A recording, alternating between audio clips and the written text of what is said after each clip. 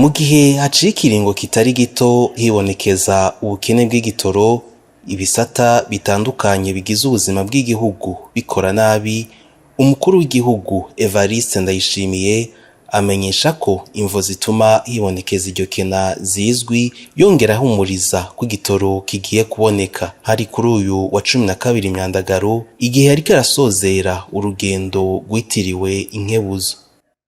Nabwire yuko iki kibazo ukuvuga ngo ni ikibazo jewe kigenda cicaye ukuri nakubonye ukuri igitoro burya abantu baduhatira kuzoza turagura buriho mugabo igitoro gene kigurwa cyabakiri wane ni buri inyuma y'amezi 3 mwakinyoye mugabo tobe kubera bamenyereye kwiba kurya amahera y'igihugu bavuga ngo ya ngura ko kashi ngura kashi aje twasanze duhomba amahera 36. Igitoro kwezi reka Burundi itanga imiliyoni 30 z'amadolari. Mukanda w'igitoro kiza kugizenza amadolari imiliyoni 20 yose aribwa nabande abakomisiyoneri. Nico gituma uzobona baguma batoba ngo ntikuja kutigurira kuri rafineri.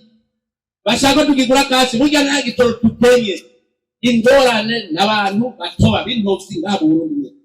Iyo ngorane mugabo turiko turabakenyura nore twogira ko nabacanja naturumva duteza gukoresha ubukenyuro turagwana kabisa ari nagenda abwire nibaza kuno munsi igitoro cya mbere kiraje byose aragipakurura kwiguriye kuri rafineri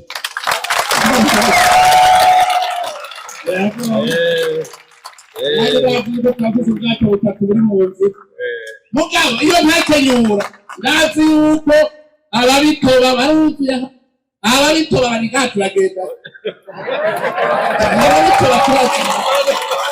Tubibutse ko iryo kena ry'igitoro ryatanguye kwibonekeza kuva mu mwaka w'2020.